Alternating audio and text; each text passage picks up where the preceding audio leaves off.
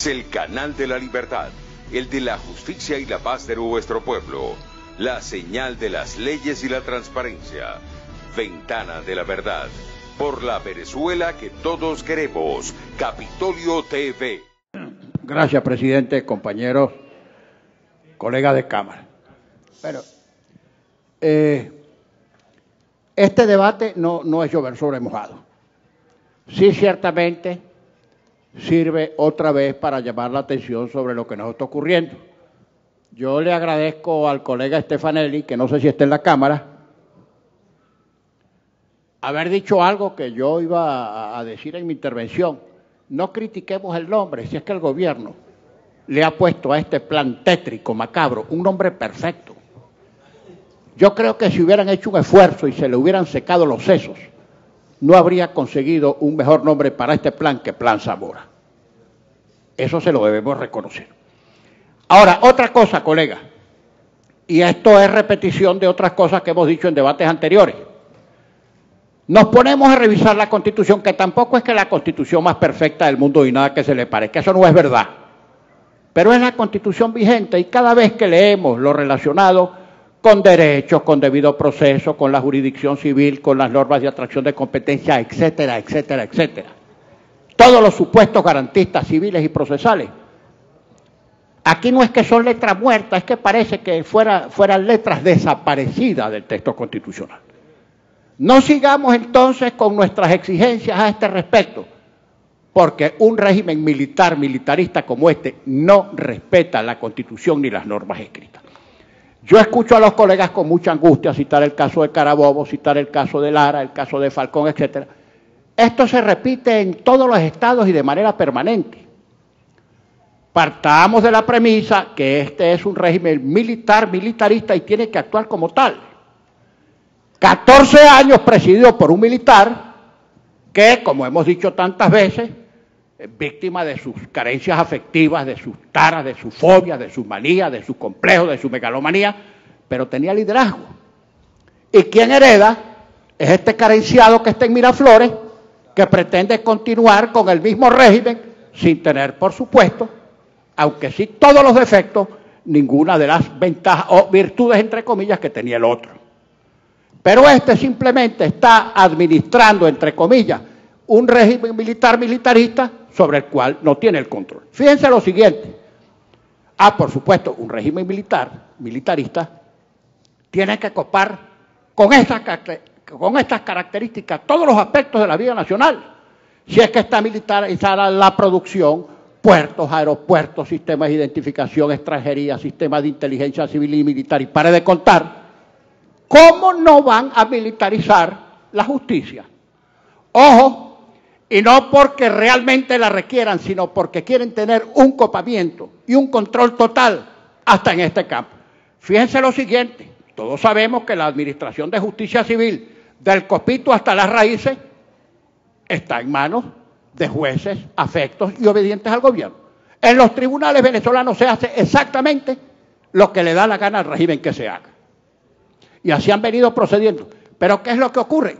Que como en algunos casos no cuentan con que el titular de la acción penal, que es el fiscal, impute, o porque no hay delito, o porque no hay flagrancia, o como no tienen pruebas, esos jueces civiles del gobierno están aplicando lo que ellos llaman control judicial. Y dicen, aun cuando el Ministerio Público no imputó, yo juez, en aplicación del control judicial, dejo a la persona presa. Sin delito, sin pruebas y sin garantías procesales. Pero eso no les resultó suficiente. Y ahora es la cosa de la jurisdicción militar. Ahora, que los jueces militares son peores que los jueces civiles, ciertamente que son peores, porque además pueden en determinado momento invocar el principio de la subordinación de los militares al poder civil. Si bien usted podría conseguir en el Poder Judicial Civil uno que otro que no esté dispuesto a hacer el plan de subalterno de Miraflores, no lo va a conseguir en el sector militar, porque allí la subordinación militar hace que esos jueces también sean dependientes del comandante en jefe, que es el Nicolás Maduro. Ha habido casos, mira, realmente espeluznantes. Me contaba a poco el colega Eliezer Sirique en el caso de Falcón. a un grupo de jóvenes detenidos e imputados en los tribunales militares. Y ahora me voy a referir a esa nefasta y aberrante tesis de la sustantividad del delito militar. Bueno, simplemente hechos civiles los imputaron en los tribunales militares y no le dejaron ni entrar los abogados defensores. Ni siquiera los abogados. Hace solamente el jueves pasado, y no sé si esto lo saben los compañeros de Primero Justicia, agarraron arrastrados a 8 muchachos, a 8 jóvenes en Bellomonte, los molieron a palos, pasaron unas camionetas del SEBIN, que como ustedes saben el SEBIN es un servicio también absolutamente militarizado. Agarraron a unos jóvenes, 7 u 8, los molieron a palos, los del SEBIN, los hicieron firmar una declaración jurada imputándole a Tomás Guanipa el haberle financiado la compra no sé qué de explosivos, de dinamita, de C4, de la bomba atómica, y encima de que les dieron una paliza, que los molieron a palos, los tiraron en el pudridero de la jurisdicción militar. Ahora me voy a referir también un poquito más adelante al caso del compañero Roberto Enrique.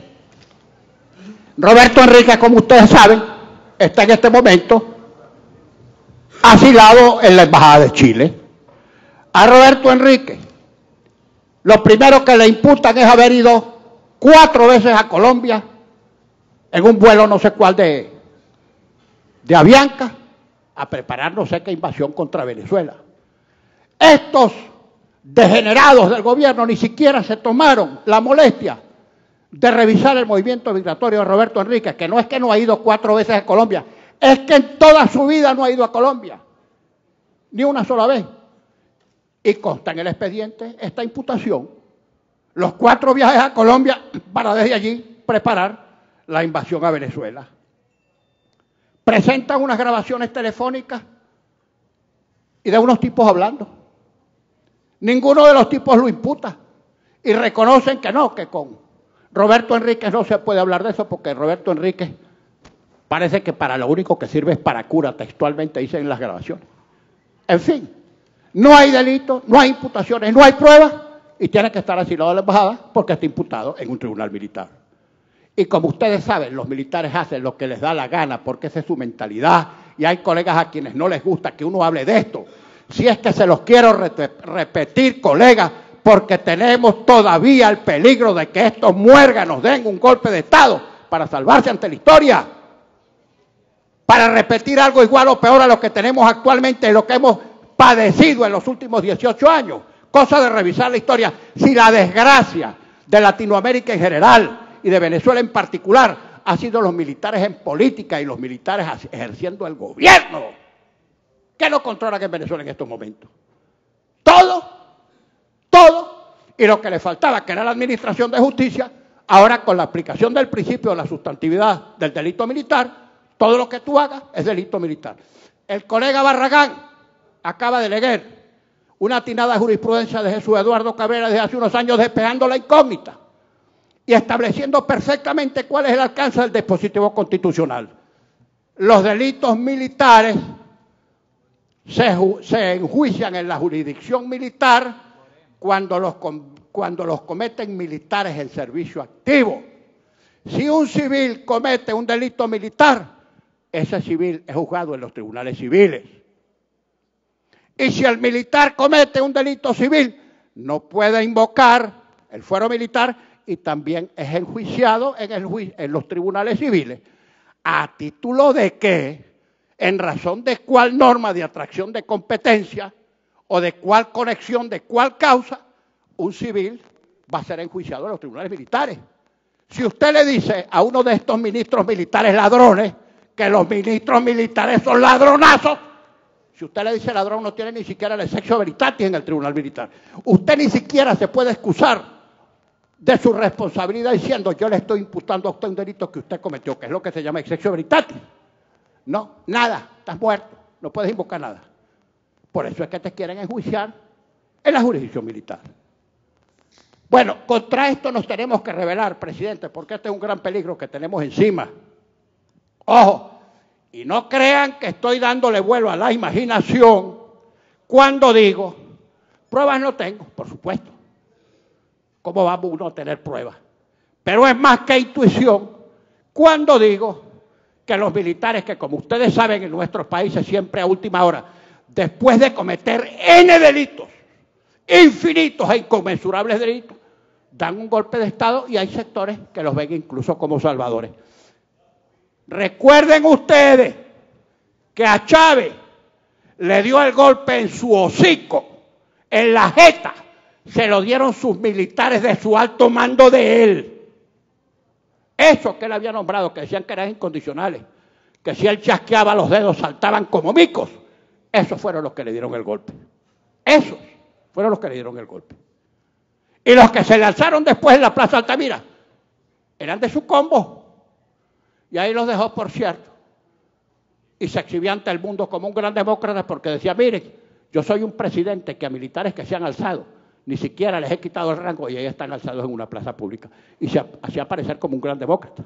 Pero no nos extrañe que esos mismos milicos que están allí haciendo y deshaciendo y desbaratando la República, como él la ha desbaratado en los últimos 18 años, de repente den un paso al frente y vengan a salvar a Venezuela. Ojo, cuidado, incluso si esta salida nefasta, tan nefasta como la propia permanencia de este régimen en el gobierno, den ese paso y eso le serviría, por cierto, a este carenciado para decir que no pudo cumplir y salvar a Venezuela y enderezar todas las cosas porque le dieron un golpe. Ese golpe incluso excusaría a este carenciado ante la cuenta que le deben rendir ante la historia por el desastre de estos últimos años. Ahora tenemos que rebelarnos completamente y resistirnos a eso de la jurisdicción militar. Es el caso de Tomás Guanipa, es el caso de Julio Borges, su caso también, presidente, que a usted lo tienen en salsa por ahí los milicos estos, no sé para meterlo en cuál pudridero.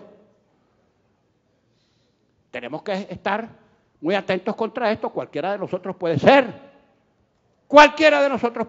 en cualquier estado, de cualquier condición, y no se requiere ni siquiera que hubiésemos cometido la más leve infracción, porque con infracción o sin infracción te pueden imputar por cualquier delito y repito, te tiran en ese hueco absurdo, horrendo de la jurisdicción militar y te tiran la sentencia que les dé la gana. Ese es el paisaje que tenemos por delante. Ahora, yo no sé si en este momento, nadie puede decir de nosotros cuál es la condición más eficiente para salir de esto. Los demócratas seguimos apostando a la salida democrática, constitucional, pacífica y electoral. Fíjense la ocurrencia de este irresponsable que ejerce la presidencia.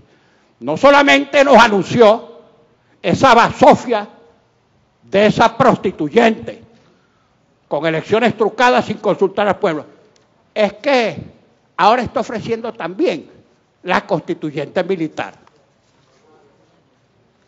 ¿Para qué creen ustedes que es eso? ¿Para quitarle a los militares el fuero? ¿Para decir que los militares están por debajo de los civiles? ¿O para seguir entregándole las posaderas a los militares? Porque es la única forma de tenerlos más o menos ahí, que los sostengan en su precaria estabilidad. Ojo, además de la otra prostituyente, es la prostituyente militar. Eso no puede ser para suprimir los artículos que consagran el fuero militar, no puede ser para hacer desaparecer la jurisdicción militar, no puede ser para decirle a los militares que no están facultados para enjuiciar civiles, no puede ser para nada de eso. Tiene que ser para ir a más.